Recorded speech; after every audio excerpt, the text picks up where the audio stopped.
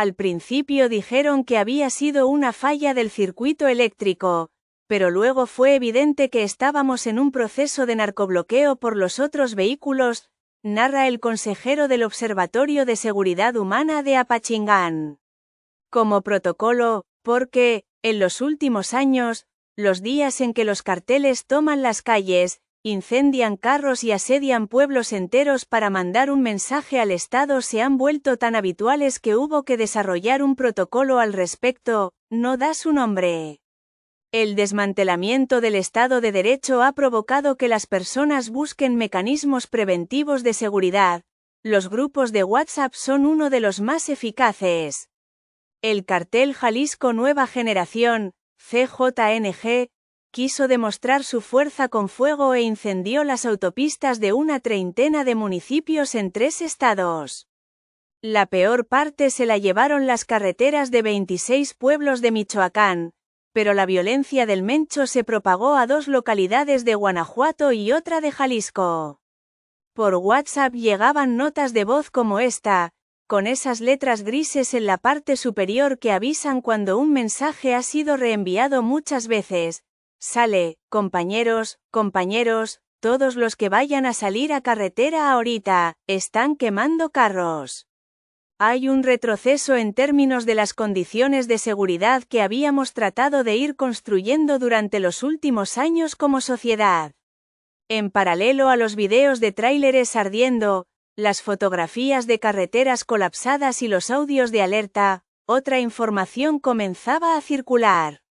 Entre personal de seguridad, de las distintas fiscalías, entre reporteros y analistas, se especulaba qué había llevado a Nemesio Rubén Oseguera Cervantes, el Mencho, líder del CJNG, a ordenar semejante ataque.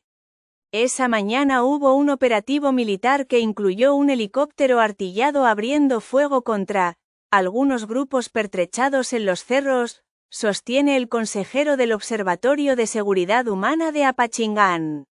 Se decía que la Marina había incursionado en Ocotlán, en el Jalisco fronterizo con Michoacán, para detener a un capo de alto rango.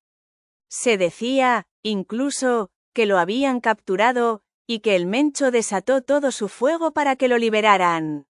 Se escuchaba más de una comparación con el Culiacanazo, aquel jueves que el cartel de Sinaloa incendió Culiacán para que Andrés Manuel López Obrador liberara a Ovidio Guzmán, hijo de El Chapo, y, la primera de las 2 veces, lo consiguió. La Secretaría de Seguridad Pública de Michoacán fue escueta, pero, en esa línea, habló de bloqueos carreteros ocasionados por grupos delincuenciales en respuesta a las labores en materia seguridad.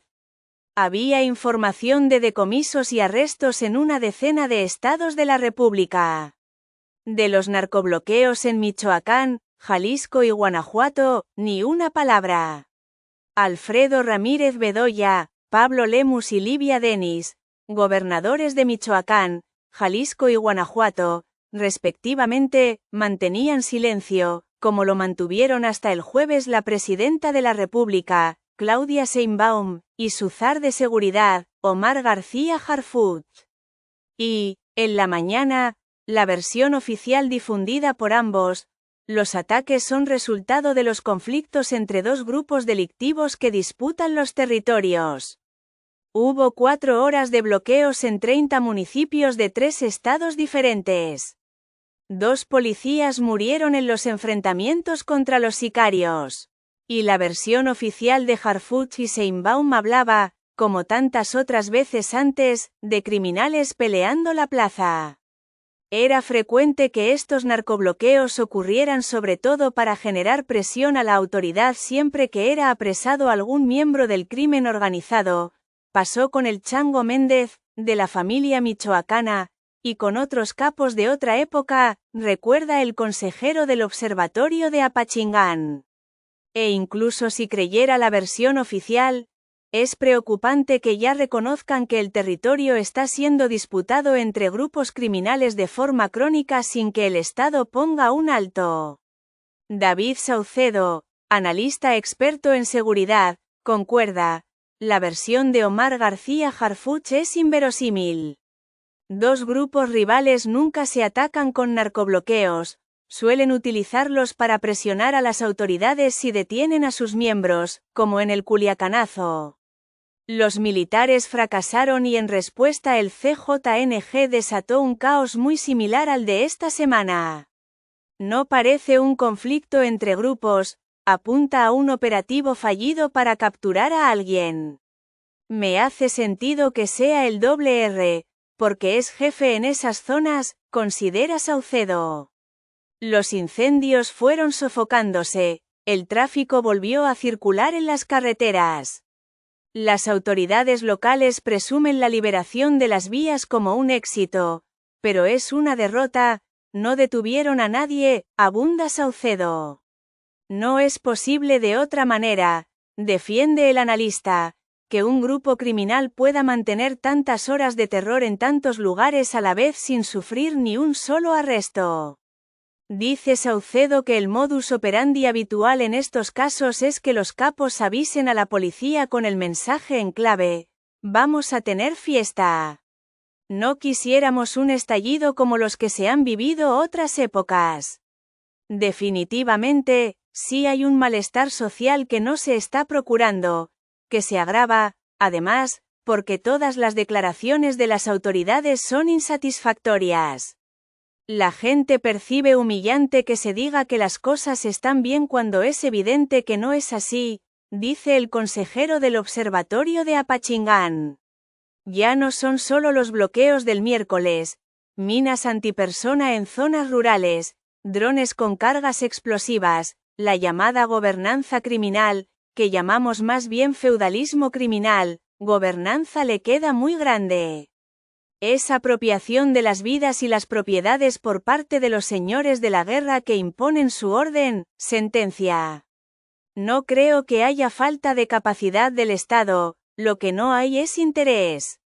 Mientras tanto, las consecuencias ya han generado recesión económica, dice el vecino de Apachingán, negocios cerrados, agricultores que no pueden acudir a sus campos, huelgas de los trabajadores del limón y el aguacate.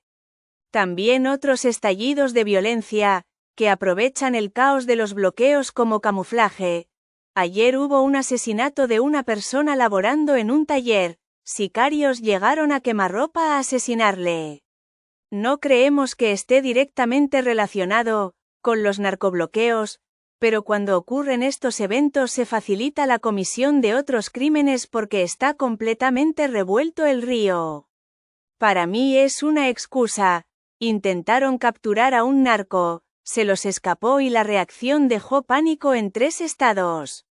Si quieres compartir tu cuenta, cambia tu suscripción a la modalidad Premium, así podrás añadir otro usuario.